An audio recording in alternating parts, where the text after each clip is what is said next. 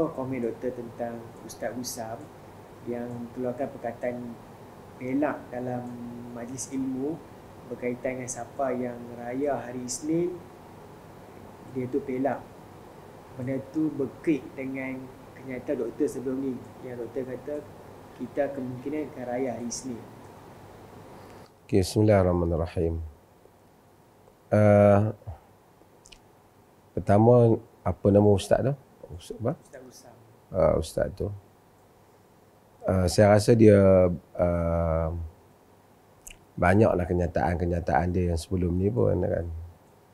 Ada maki, hamun dan dia pernah maki bapak saya pernah meninggal. Bapak saya meninggal, dia pernah maki dalam masjid tu.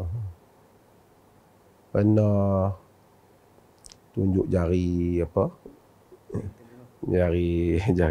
Saya pernah duduk UK. Saya tahu orang putih kan tak elok tunjuk benda tu.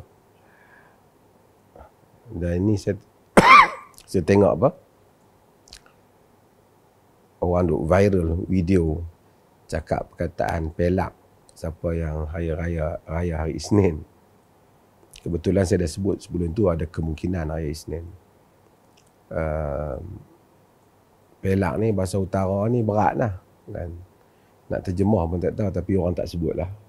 Budak-budak orang tak mau bagi dengar lah perkataan tu. Yang pertama ialah saya rasa ada dua sudut. Satu, kita duka cita lah sebab masjid sepatutnya di dalamnya digunakan perkataan yang baik-baik. Kan, pendekatan.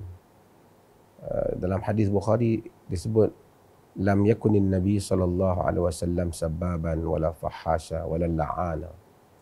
Nabi ni bukan pemaki, sebut benda tak elok, pelaknat. Kritik boleh, tegas boleh, Nabi pidato merah muka boleh, tapi perkataan dia terpilih, elok kan. Dan bagi orang yang mempelajari ilmu pengetahuan, dia tak akan buat kenyataan yang macam tu sebab kita mana boleh confirm. Mesti confirm raya Selasa. Kalau siapa raya Isnin, Isnin akan jadi pelak. Tak boleh sebab benda kehadapan. Biar tunggu orang tengok dulu. Kan? Baru kita boleh buat keputusan. Dan daripada cara benda itu pun tidak ilmiah. Kan? Kalau dia dengar lah video saya ni, saya rasa elok ambil masa sikit, belajar sikit, ataupun dulu kalau kita mengaji, syekh-syekh kita kata amalahu syekhun yu'addibuhu, takkah ada baginya syekh yang mengadabkannya.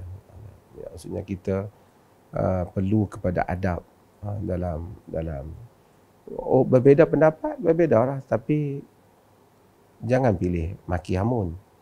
Kita pun berbeza pendapat, tapi insya-Allah lah mereka boleh tengok lah. Walaupun mereka kata kita tak setuju, tapi kita tak maki lah. Kita bagi pandangan lah, berbeza. Mungkin kita kritik, mungkin juga kadang-kadang kita sinis, tapi kita tak maki lah, keluar perkataan tak elok. Dan duka cita, benda tu yang saya bimbang ialah anak-anak yang dengar sekarang pada video-video ni kan. Dia ingat nak cari agama, dia tengok ustaz kalau maki tak cantik lah. Nabi SAW sebut, hadir dalam satu majlis orang Ansar, tengok satu orang lelaki maki orang dalam majlis. Hadis riwayat Bukhari dan riwayat sebab ini diriwayatkan oleh At-Tabarani. Nabi kata sibabul mu'min fusuq wa qitaluhu kufr. Maki orang mukmin fusuq dan perangi mereka kufur. Yang ni maki dia fasik bila kita ada maki.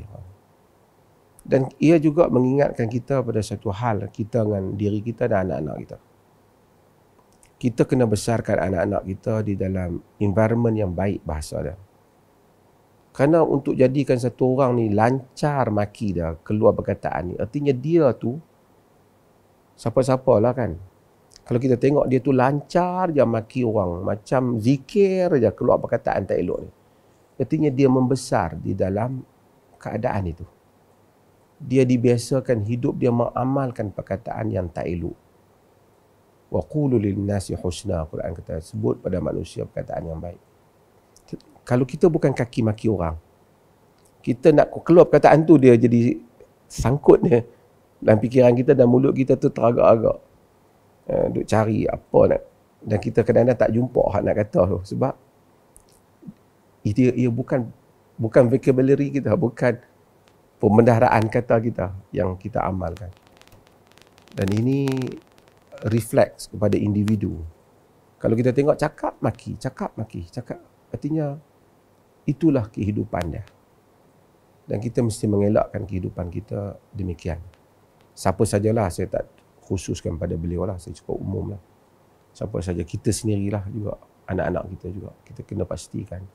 Waktu bapa, mak bila cakap, jangan jadikan anak tu terbiasa dengan perkataan tak elok, sehingga akhirnya lancar di mulut dia perkataan tak elok.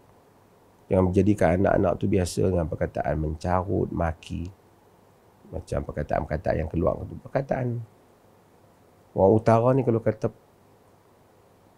pelak tu macam berat lah kan. Kita tak kata lah kat orang, kita pun jarang dengar. Tak dengar, orang kata kita dengar. Orang kata kita pusing lah, siapa kata cakap tak elok. Kalau anak kita hukum lah, tapi alhamdulillah. Mungkin anak-anak kita pun zaman lah dia tak dengar perkataan-perkataan tu. Saya doa untuk kita semua lah, kita terutama sahabat-sahabat yang memperjuangkan sunnah, Quran sunnah. Kita elaklah perkataan yang tak elok. Tak apalah, sebahagian orang tu jadikan dia punya style lah dan ceramah maki amun, tapi kita seru pada kitab, pada sunnah, pada amalan salafus salih, pada para ulama, a'immatul mazhab, semuanya sekali. Kita jangan ambil pendekatan yang seperti itu. Mudah-mudahan Allah rahmati kita dan tunjuki kita ke jalan yang baik, dan tunjuki dia juga ke jalan yang baik, insyaAllah. Assalamualaikum.